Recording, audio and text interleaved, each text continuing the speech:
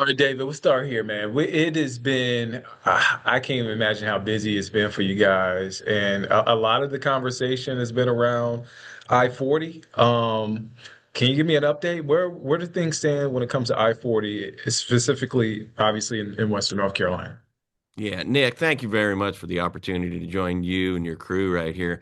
Yes, I-40 is by far the most visible and the most impactful to folks all across the entire country when it comes to road damage due to Hurricane Helene. It is an interstate, so it is not only used by folks who live in the area, on both sides of the state line, be it in Tennessee or North Carolina, it carries a tremendous amount of commercial traffic. So when it was closed from late September through the 1st of March, folks were having to take the long way. Now, that long way could have been I-26 or I-81 or even further east, I-77, different ways to get around that closure.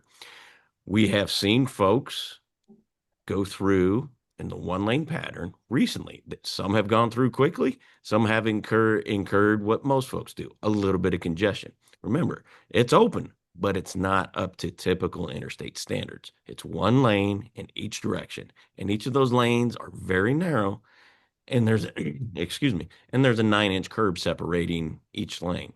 And then to the south, where all the damage was in the river, is still a very, very active work zone. So, in terms of what's happening now, the contractor is in the area building the causeway in the riverbed. Later this year, hopefully, actual construction operations should begin.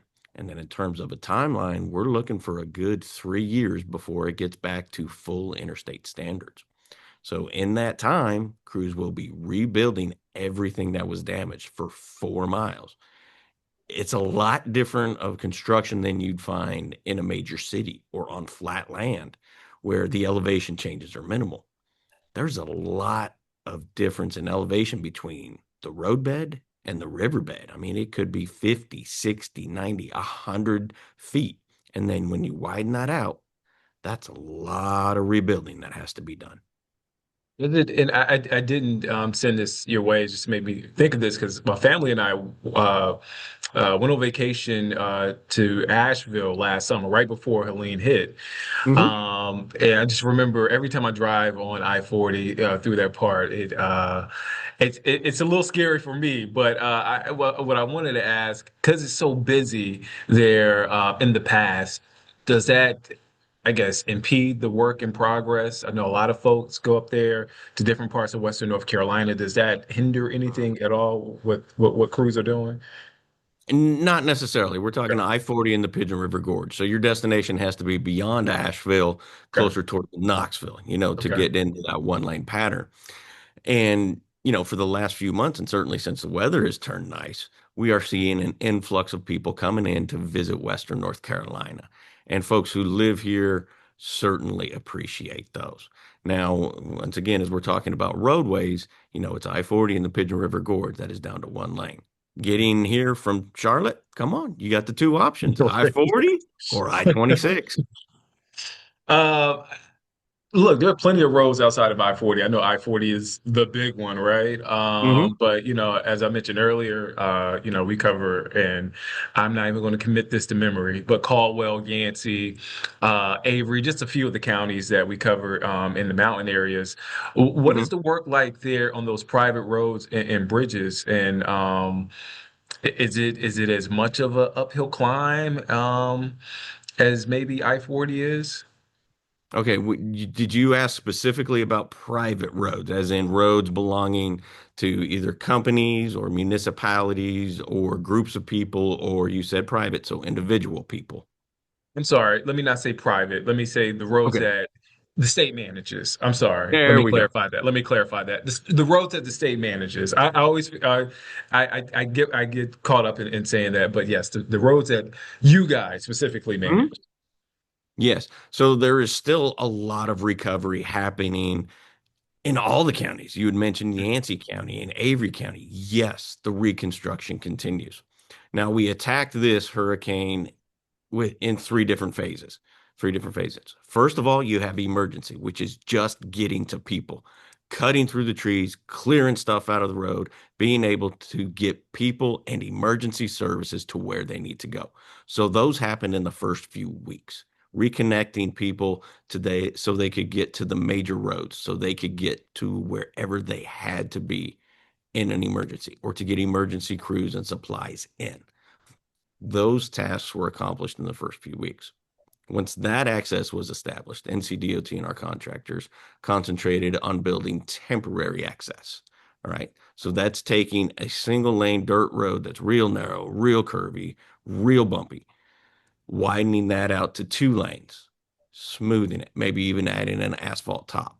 And that's where we are in a lot of places across Yancey County or Avery County on NCDOT maintained roads, certainly on the highways. The next major phase, which is what we're in right now as we lead into the long term and the construction season, is rebuilding the permanent repairs. So in a lot of places, there are temporary bridges, in which case, a car can go across, a small truck can go across. Right next to it, the permanent bridge is going in. And of course, the permanent repairs take much longer to build and construct. One good point while we were going back and forth email, you brought it was innovation out of this. I didn't even think Yeah. about that. We always think about the recovery, but the innovation, can you talk about that? Yes, absolutely. In a single sentence, NCDOT is using old rail cars as bridges. Really? Yes. Can you Yeah. explain that? Yes, absolutely. So there's a lot of different places that are on private land, whether it's a golf course or somebody's nice big fancy facility, or even in recreational areas where you want a bridge that isn't necessarily used for a large vehicle, but you still need a bridge, maybe to drive a golf cart or an ATV. Sometimes those bridges are old flatbed rail cars. So somebody at NCDOT had come up with the idea, hey, do you think that could work for cars? Well, it turns out it can. So there is a contractor in Burke County who has worked with NCDOT to provide the flatbed cars, and NCDOT crews and contractors have gone through the process of turning them into bridges. And that includes simple steps as welding on guardrail, or in some cases, welding a couple of the cars together. Add the guardrail, add the asphalt surface, and voila, in a day or two, there's a brand new bridge reconnecting a community to a major road or a road that was bigger. And so that is providing them with safe, secure access that didn't exist immediately after the storm. Little is that? I mean, God, I mean, again, we don't, you just think about the destruction and the aftermath, but you don't really think about what I hate to say it like this, but the good that comes from this. Well, as you know, Western North Carolina residents going back for generations are hardy, hardworking folks who have to think of creative and different ways to solve problems. That's what the mountain naturally gives us. So you bring that up to today, and it's not like it was, of course, but hey, it's just another example of folks thinking in a different way, an untraditional way to solve problems. One of the benefits of these temporary railcar bridges is that once the permanent bridge is in, NCDOT still owns that temporary bridge. So later this summer, next summer, 5 summers from now, when the next major hurricane comes in, NCDOT will be in position to install those temporary bridges, whether it's here in the mountains that they're needed, in the Piedmont, in Charlotte, anywhere out on the coast. We will have more than 40 of those ready to be installed. Speaking of that, you know, it's hard to believe that it's been a year almost since Helene. Like we're approaching Eight that one months. year. Oh man, it still doesn't feel real. But how do you prepare for the potentially the next storm, if there is a next storm? Like what are there any sort of protocols, plans in place? I guess to help. Well, that question brings up two different answers, and I'll start with the shorter one first. And that is when you go back to this storm, one of the things that could not be planned for was the slicing, the splicing, the absolute disconnection of basic services. Not being able to make a cell phone call for a week, not being able to have internet for a week or two. And that's in the major metropolitan areas of Western North Carolina. I mean, it's obviously not major metropolitan compared to Charlotte or anything, but in the cities, no communication. So our engineers had trouble communicating lots of times. I mean, there was one engineer who had a spot on I-40 that he could get a strong-ish cell phone signal, and that's where he conducted his meetings. And so what we have learned is, hey, next time for the next storm, we're going to have to think about satellite technology to be able to communicate with one another, let alone to be able to communicate with our loved ones or to help others in our community communicate with their loved ones or get the emergency services that they needed. So that's one way to answer that. And then the other way to answer, hey, for next time, is as we go back and rebuild the bridges, rebuild the roads, there's a lot of question about resiliency. And yes, all of the repairs that we're making will have resiliency. But remember, there's a difference between resiliency and total defense. I mean, in no way, shape, or form can or even does NCDOT want to rebuild for the next Helene. A Helene comes around, what, once every 1,000 years, 2,000 years? It's literally impossible to rebuild for that. However, what we did notice really quickly was bridges and other structures that were built within the last 10, 15, 20 years. They survived at a much better rate than things that were built 20, 30, 40, 60 years ago.